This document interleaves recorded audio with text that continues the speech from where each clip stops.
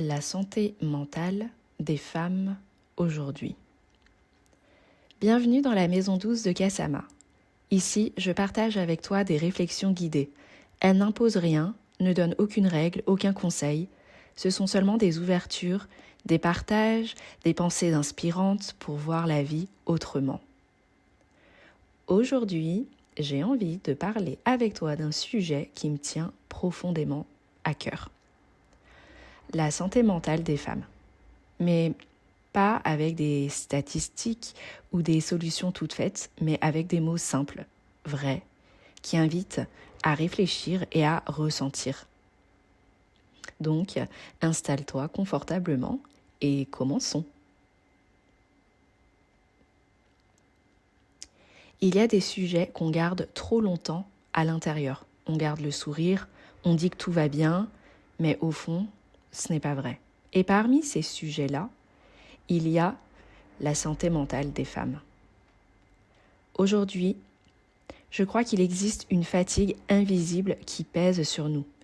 Et ce n'est pas seulement le manque de sommeil ou les journées trop chargées. C'est quelque chose de plus profond, comme un poids qu'on porte en silence. Entre la charge mentale, la pression sociale, le fait de devoir être sur tous les fronts, l'impression d'être seul parfois, et toutes ces petites blessures qu'on garde sans les dire, tout ça finit par nous user à l'intérieur. On nous a tellement répété qu'il fallait être forte, qu'on devait tout gérer, qu'avec de l'organisation tout serait possible. On nous a dit de sourire, de rester positive, et que si ça n'allait pas, il suffisait de faire du yoga ou de prendre un bain chaud. Mais la vérité, c'est qu'à force de vouloir être parfaite, on s'oublie. On s'épuise à vouloir cocher toutes les cases, et quand on craque, on se sent coupable, comme si on n'avait pas le droit d'être fatigué. Je vois tant de femmes incroyables autour de moi, des femmes créatives, généreuses, résilientes, et pourtant à bout de souffle. Elles avancent avec un sourire, mais je sens qu'à l'intérieur, elles n'en peuvent plus. Elles donnent tellement qu'il ne reste plus rien pour elles. Et moi, je l'avoue, je l'ai vécu aussi et je le vis encore parfois. Alors, je crois vraiment qu'il est urgent d'ouvrir un espace doux, sincère et bienveillant pour la santé mentale des femmes. Mais la bonne nouvelle, c'est qu'on peut changer ça. On peut retrouver de la lumière, du souffle, de la paix intérieure. Mais pas avec des formules toutes faites, pas avec une baguette magique, mais avec des gestes simples, doux et répétés chaque jour. J'ai appris par exemple à me dire la vérité, à reconnaître mes émotions, même quand elles ne sont pas jolies, même quand elles me dérangent. À me dire, par exemple, là je suis triste, là je suis en colère et j'ai peur. Et rien que ça fait déjà du bien. J'ai aussi compris qu'il fallait ralentir, que je ne suis pas une machine. J'ai le droit de me reposer, j'ai le droit de ne rien faire. Pas pour être productive, juste pour exister. Lire quelques pages, boire un thé chaud, m'allonger 10 minutes sans culpabiliser. Ça paraît petit, mais ça change tout. Et puis surtout, j'ai réappris à parler, à déposer les choses. Quand on garde tout pour soi, c'est comme un poison qui s'accumule. Alors, j'ouvre mon carnet, où je parle à une amie, où je vous parle à vous aussi, et je laisse sortir. Ça ne règle pas tout, mais ça soulage.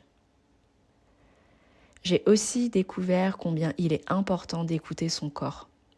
Le corps, lui, ne ment jamais. Quand il y a trop de stress, il nous parle à travers des maux de ventre, des palpitations, des insomnies, des tensions. Et j'essaye donc de revenir à lui avec douceur. Une marche tranquille, un peu de respiration, parfois du yoga, parfois juste une pause dans le silence. Et puis, j'ai appris à revoir mes priorités, à dire non.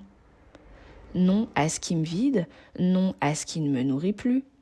Et on croit toujours qu'il faut en faire plus, mais parfois, la vraie force, c'est de simplifier.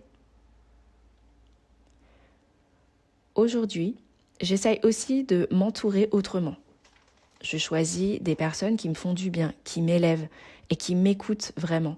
Et je prends de la distance avec celles qui jugent ou qui minimisent ou qui ne savent pas que prendre sans donner.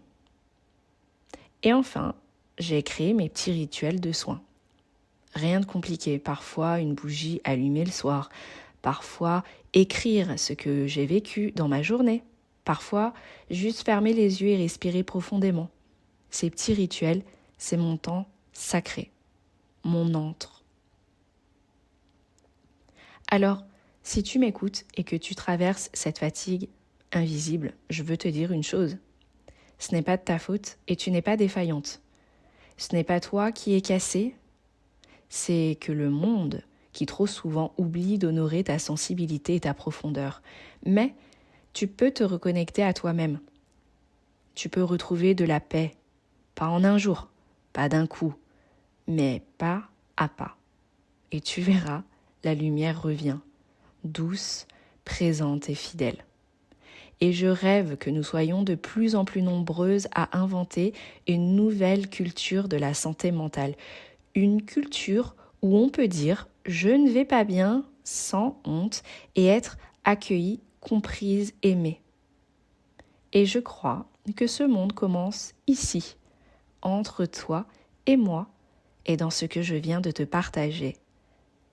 Et tu n'es pas seule, tu es précieuse et tu mérites d'aller bien, vraiment.